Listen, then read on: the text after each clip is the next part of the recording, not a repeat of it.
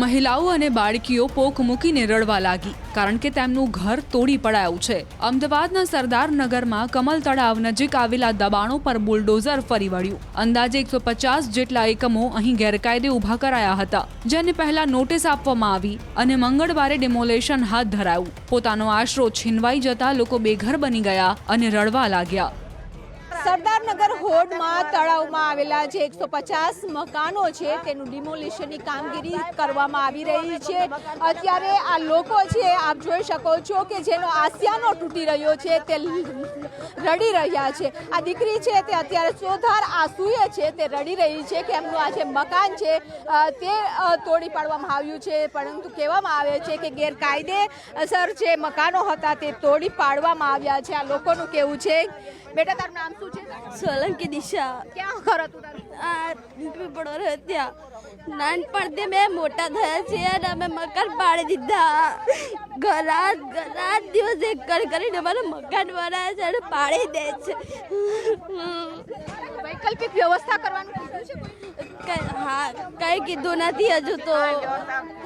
એ કીધા પહેલા જ પાડી દે છે। નોટિસ આપી? હા, પહેલા નોટિસ આપી? 21 દિવસની નોટિસ આવી હતી અમારે। અત્યારે આ દીકરી છે સ્કૂલે નથી ગઈ અને તેઓ રડી રહી છે કારણ કે તેઓનું ઘર છે તે તૂટી રહ્યું છે। આપ ક્યાં રહેતા હતા? આ રહ્યું મકાન મારું એક જ। જો હું તો કોઈ સાહેબ મારે હું વિધવા હોઈશ તો મારા છોકરા નાના એ બંગલાના કામ કરીને છોકરા મોટા કર્યા મેં। એના પપ્પાને 11 વર્ષ થયા એક્સિડન્ટ થવાને। મેં નાની ઉંમરમાં રંડાપો ગાર્યો હતા અને મારે એક રૂમ હતી એ ન રહેવા દીધી। શું કરીએ અમે? છે તે જોઈ શકો છો કારણ કે આ આસિયાનો છે તે તોડી દેવામાં આવ્યો છે અને અત્યારે સીધા દ્રશ્યો છે તે આપ જોઈ શકો છો કે અત્યારે ડિમોલેશનની કામગીરી કરવામાં આવી રહી છે। 150 મકાન છે અને આ 150 મકાનને અત્યારે કહેવામાં આવે છે કે ગેરકાયદેસર હતા અને તેમને આજે તોડી પાડવામાં આવ્યા છે। લોકો બેઘર બની ગયા છે અને એવું અમને કાંઈ નથી કીધું કે મકાન સામે આપશું, પણ એવું કાંઈ પછી બીજું કાંઈ કીધું નહીં એમને। મેં તો ભલે મકાન પણ સામે અમને મકાન દઉં। વિધવા નાની ઉંમરની ભાઈ ક્યાં જાવ અત્યારે? મારા છોકરા બંગલાના કામ। કેટલા લોકો છે? અમે 5 જણા છીએ। બધા મજૂરી કરો? મજૂરી તે નોકરી કાંઈ નહીં। તો અત્યારે આ બેન છે અહીં રહે છે, જેઓનું મકાન છે તોડી પાડવામાં આવ્યું છે। કહેવામાં નથી આવ્યું કે હવે તેમની વૈકલ્પિક વ્યવસ્થા થશે। અંકલ, તમે તમને જે મળ્યા છો અધિકારીને કોઈ આશ્વાસન આપ્યું? આશ્વાસન કાંઈ નથી આપ્યું બેન, કાંઈ આશ્વાસન નથી આપ્યું।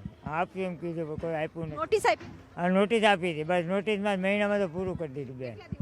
હા, મહિના જેવું થયું હતું બસ।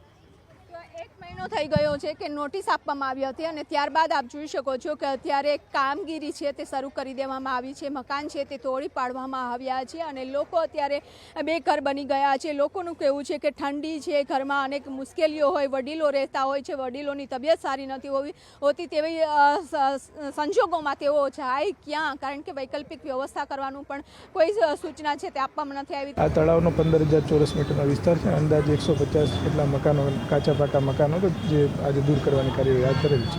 દૂર કરવાનો મુખ્ય હેતુ શું છે?